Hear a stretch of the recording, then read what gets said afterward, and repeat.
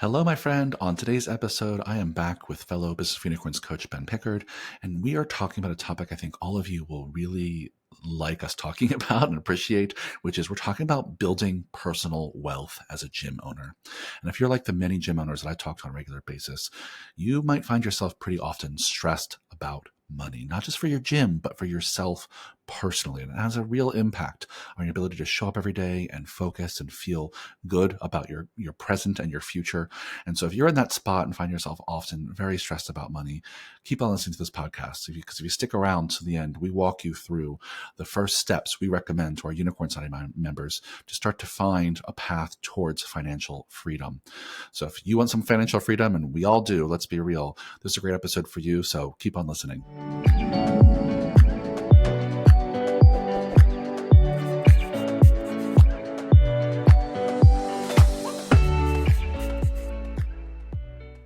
Hello, fitness business nerds. What's up? Welcome to another episode of the Business for Unicorns podcast. Today, I'm back with Ben. How are you, my friend? Hello. Good to be here. It's so good to see you, as always. And before we dive in to today's conversation, I just want to do a quick shout out to our social media has been crushing these days, specifically our Instagram. I just want to let you all you listen to this, who listen to the podcast, if you are not following us on the Instagram, like what are you even doing with your life?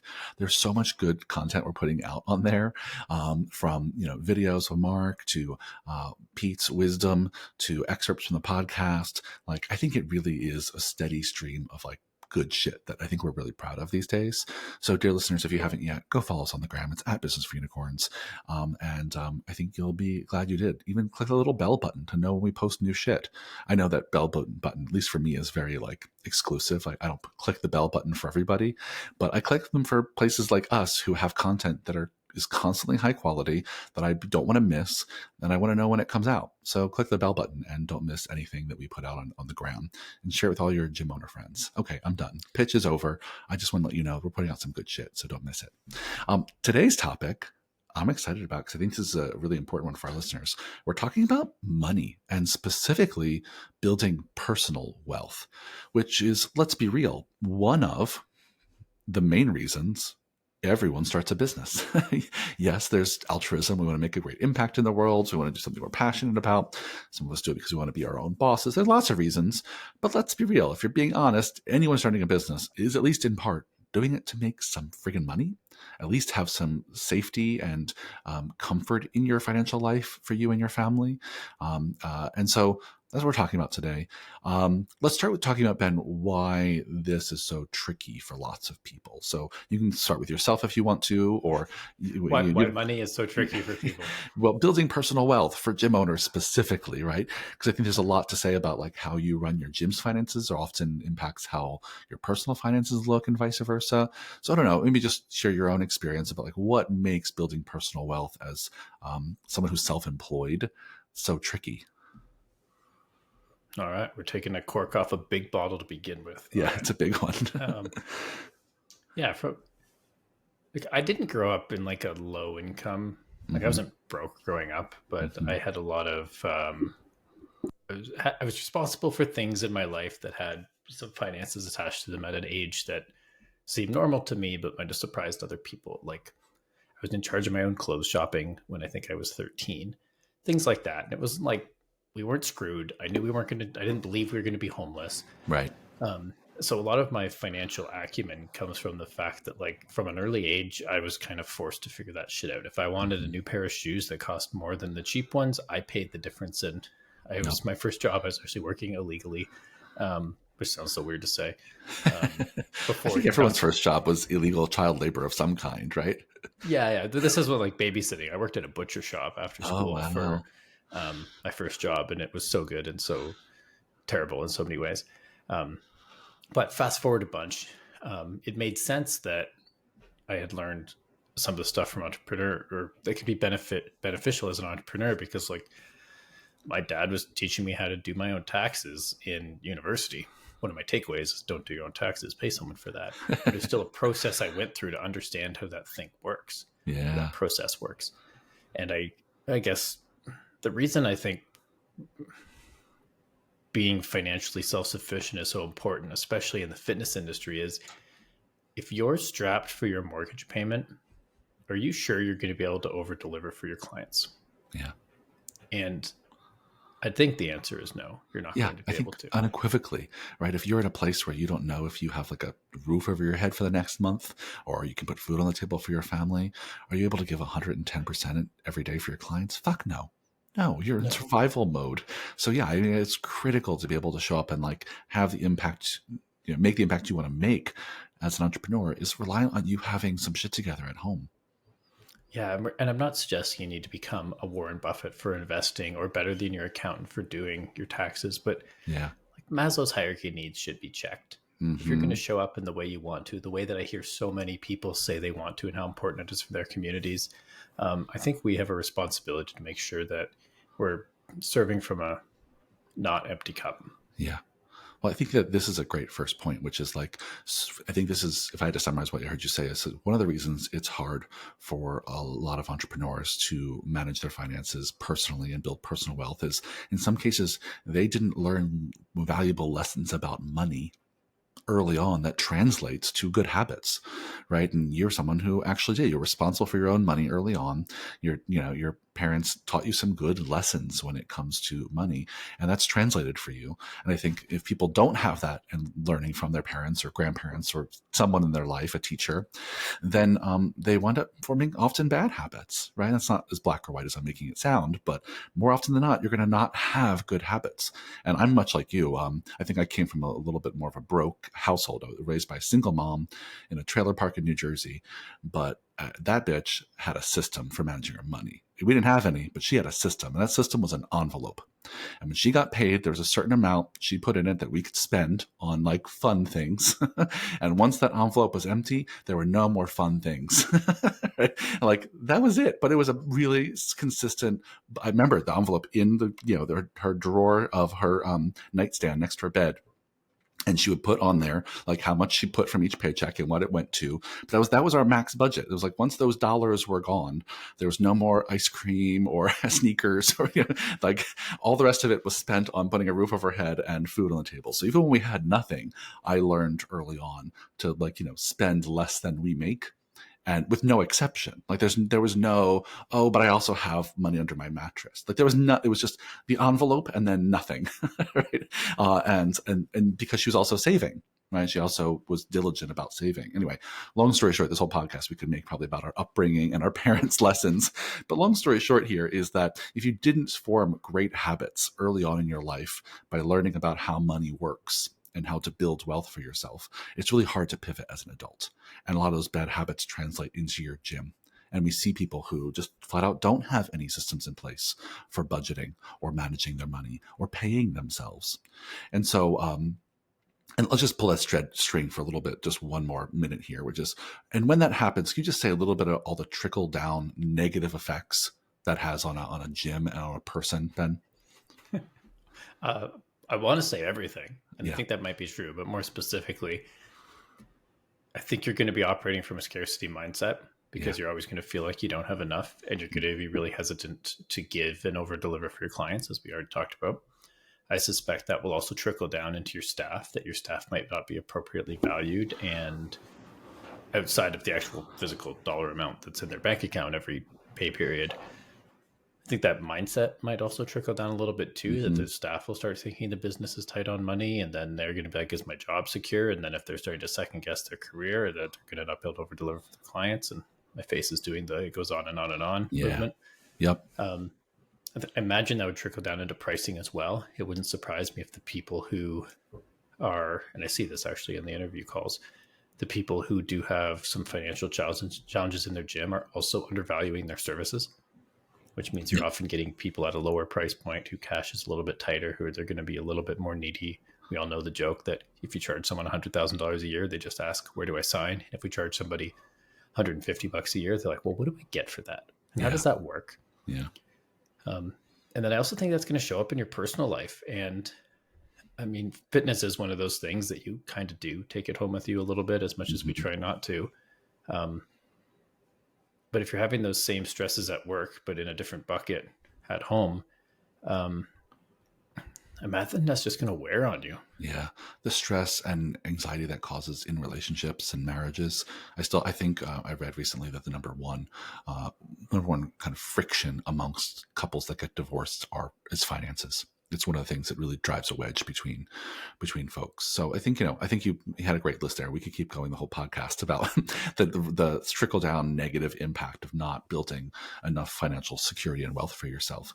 And the good news is that we can help. And we help Unicorn Signing members do this all the time. We have a whole playbook and for Unicorn Signing members about building personal wealth. And while we don't have time to go through the whole playbook today, we wanted to at least give you all the first step. Yeah. So for context here, we think of building personal wealth as both like a mindset and a skill set, right? As Ben just mentioned a minute ago, like you probably came to the mindset you have about money and personal wealth from all the things you learned or didn't learn so far at this point in your life. And you either have a scarcity mindset or somewhere on the spectrum of a scarcity mindset, this kind of abundance mindset about money, and you're somewhere on that spectrum right now. So we could probably talk this whole podcast about the mindset portion, but what we're going to do is we're going to talk about the skill set. And the skill set starts with you actually getting clear about a few key things. We call this first step here kind of taking your financial temperature. And there's really kind of 4 questions. Maybe I'll read them out loud, Ben, and you can elaborate. So the first question that we want you to think about, or not just think about, but actually get the answer to, is how much do you currently make from your gym per year? Which sounds like a very straightforward question. But Ben, do you want to elaborate on what we mean by that? Yeah, 100%. So this is not just the profit on your P&L after all the shit's been paid on a monthly basis. Your taking your financial temperature is 3 real pieces. The first one, and they all fit into one bucket, which we consider total owner's compensation, or TOC. So the first part of that bucket is your regular salary for doing your job at your gym. Now, some of you may pay yourself a salary and you're on payroll. Other people may pull distributions or dividends, as we call them in Canada. But it's the regular pay you get for doing the things you're responsible for on a monthly basis. The second piece of this is your distribution. So it would be the chunk of the profit that is yours at the end of the month or at the end of the quarter or the end of the year, however you calculate it. And the third piece is what we call owner perks. And those are things that the gym pays for using before tax money, such as insurance, home internet, phone, transportation, continuing ed, etc. So you're really, again, adding up what's your regular recurring pay for doing your job? What's your share of the profit? Some goes to Uncle Sam or whoever, but some of that is yours. And the last piece is what does the gym pay for on your behalf to save you some taxes? Great. Yeah, that's the first step, my friends, is figuring out what is your total owner compensation on the year? How much do you currently make total from your gym per year from all those 3 categories Ben just mentioned? How much you pay yourself regularly, how much you take out in profit, and how much you're basically passing through the gym in the form of owner perks. Paying for your cell phone, etc. So that's the first step. It's question number 1, and you want to write down that answer. Question number 2 is, based on that, what is your current hourly pay rate? Yeah, do you want to walk through this, Ben? Yeah, this one's relatively simple, is take that dollar amount from step 1, exclude the taxes that you owe to the government if you haven't already, and divide it by the total number of hours you work. So if you're going to do that as an annual basis, for this, I made X many thousands of dollars this year, you want to divide it by the number of hours you work in an average year. So you want to you don't have to be to 2 decimal points here. But if you typically take 2 weeks of vacation, you work 50 weeks a year.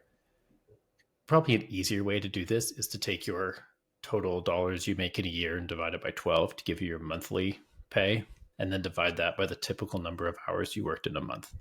But it is important to be honest with yourself here. Don't divide by your busiest week you've ever worked when you just did shitloads of overtime.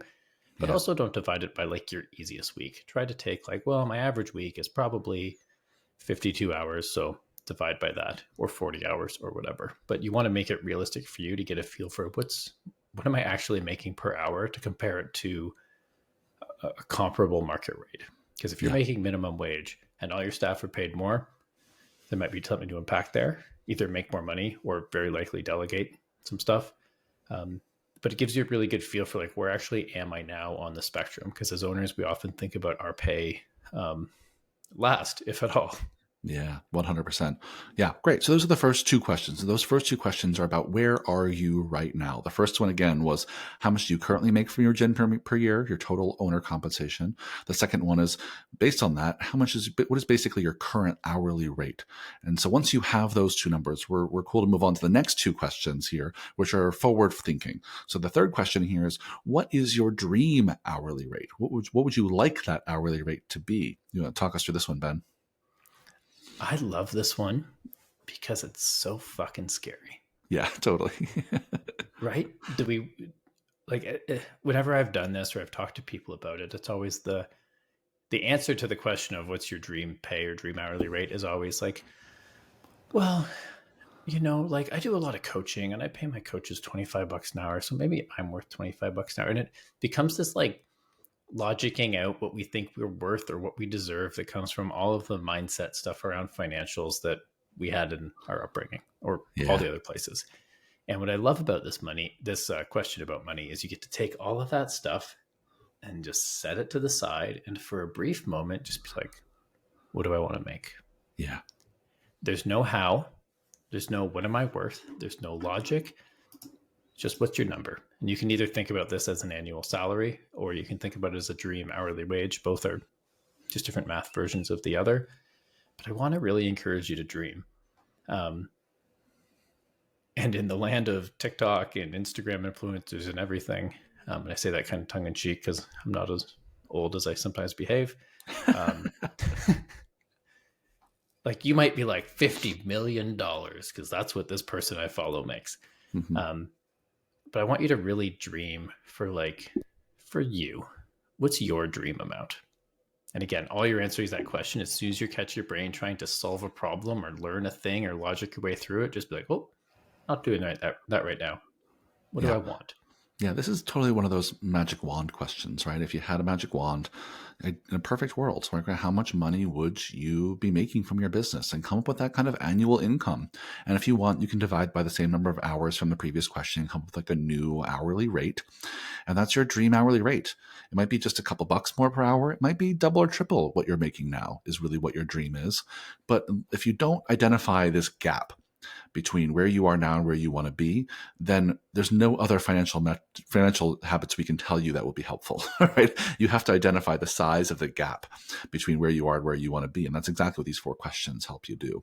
So we got question number 3, which is what is your dream hourly rate? And then number 4, another forward-looking question here is how much money do you need to retire comfortably?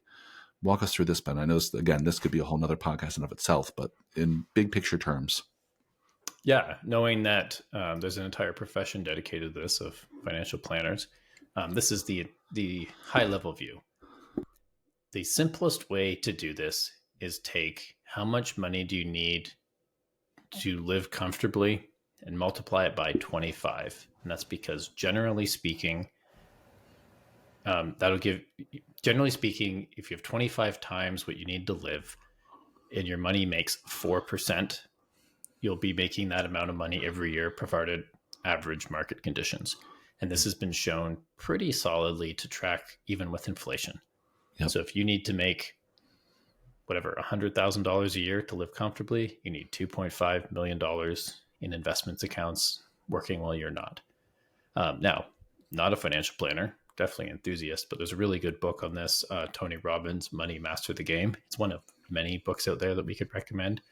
But it dives a little bit more into this. And especially for the Americans out there, a lot of it is USA focused. For the fellow Canucks or anyone in Europe, Australia, anywhere else, still some really valuable takeaways. There's just some paragraphs you might be like, okay, that doesn't really apply to me, but we have a similar vehicle. But obviously to get to that number, the first step is actually knowing how much money do you need to live comfortably. Mm-hmm. So for some of you, this might take a little bit of work. Would you make last year? Minus how much of that was extra, or plus how much more did you need to cover bills. But you're just taking like an average year for this. So it does take a bit of introspection. When I did this, I actually just mathed it out in a spreadsheet, mortgage, property tax, car, food, and just did the average. And we're like, okay, about this amount of money and we're comfortable. The piece that really matters with this is you don't need to include any savings or investments, because if we're going to fast forward X number of years and you're retired, you're no longer contributing to your investments. They're giving back to you after the long, hard work you did. So I don't want to encourage anyone to think small, but this number is often not as big as you initially might think. The people that are like, I need $10 million to live comfortably. How many yachts do you have to make that a reality? Most of you really don't. Not at all. When you really think about what you really need to live and live well, right? I'm not suggesting that retirement needs to look like you not going anywhere or doing anything, right? But ultimately, being honest with yourself about what you want that retirement to look like is a really good first step to, like I said, identifying the gap here between where are you at now, how much are you currently making, and what's your hourly rate? What do you want that hourly rate to be, and how much do you need to be putting away for retirement? Those are 4 just basic questions that all of you have to start with before you develop a strategy for what you do next. And we'll probably continue this podcast and talk more about this topic and tell you more strategies once you have those numbers. But those are the 4 steps. I'll just repeat them just to the purpose of summarizing here. Question number 1 is how much are you currently making from your gym, your total owner compensation. Number 2 is based on that, what is your current hourly pay rate? How much are you making per hour? Being honest about how much you're actually working. Number 3 is what's the dream hourly rate? How much do you really want to be making given what your current expenses are to live well? And then the 4th one here is, how much money do you need to retire comfortably? As Ben said, just taking your target retirement income and multiplying by 25 is a good kind of back of the napkin math of place to start. But once you have your answers to those 4 questions, what you've done is you started to identify the gap between where you are and where you want to go. Then you can find the right strategy that helps you get there. In some cases, with some of you who are listening who are younger, you can have a really aggressive strategy because you can take lots of risk when you're young. For those of you who are older, like me in your mid 40s and 50s, we probably want to be maybe a little less risky because retirement isn't that far away. And again, we're not financial planners. We're not financial advisors. This is not financial advice. But coming from 2 people who've been self-employed for a while and have had successful enough gyms, we've had some money, we've had to learn how to manage. I think this is a really great place for all of you to start. Anything you would add in closing, Ben? Yeah, I was just going to ask that. This podcast is unintentionally coming to a beautiful full circle. Yeah. Although we don't typically use like actual paper envelopes anymore to manage our money. Mm-hmm. That principle is a wonderful idea to learn how to do it. If you're someone who doesn't feel like you know how to keep a budget, or money maybe causes you a bit of anxiety, like it does honestly most of us on different degrees. It's a spectrum, not a yes, no. Yeah. Give yourself buckets. Open up a savings account and put X many dollars a month in there, and that's your fun money. And when it's out, it's actually out. You don't just put it on your credit card and balance it. Because I think the underlying theme here is these are steps you can take, but there's also going to be steps that you need to take in order to make these things a reality. And I mean, you shared it beautifully that you learned a lot. When the envelope's empty, it's done. Like that's how a budget works. That's how it's supposed to work in your gym too. And that's honestly the profit first system that we use ourselves. I recommend all of our Unicorn Society members is like a version of what my mom did. It's just different envelopes, right? You have different envelopes in your business that keep track of different amounts of money for different purposes. And once that money is out of each envelope, then crap, you do not have a functioning model for how you spend your money, right? It's immediate feedback. And so whether you're doing that in envelopes in your dresser nightstand, or you're doing it with like multiple bank accounts, which is probably, let's be honest, better at this day and age. But listen, no shame. If y'all want to start with paying yourself in cash and putting that shit in envelopes, go nuts. You got to start somewhere. I wouldn't be mad at you, but God, no. Yeah. Well, let's leave it there. I think this is hopefully a good first step to all of you who want to improve your personal wealth and get some more financial freedom. A good first step is taking your financial temperature. And I'm sure we'll be having more podcasts on this topic. I know Fisher has a lot to say on this topic, and I'm sure we'll continue. But thanks for listening, friends. I hope you're walking away with a great exercise that'll bring you at least the first step of clarity for where you need to go. And thanks as always, Ben, for a great conversation. If you all love this, please leave us a review everywhere you listen to podcasts, and go follow us on the Instagram. We're doing great shit. We'll see you there. Bye, Ben. Bye-bye.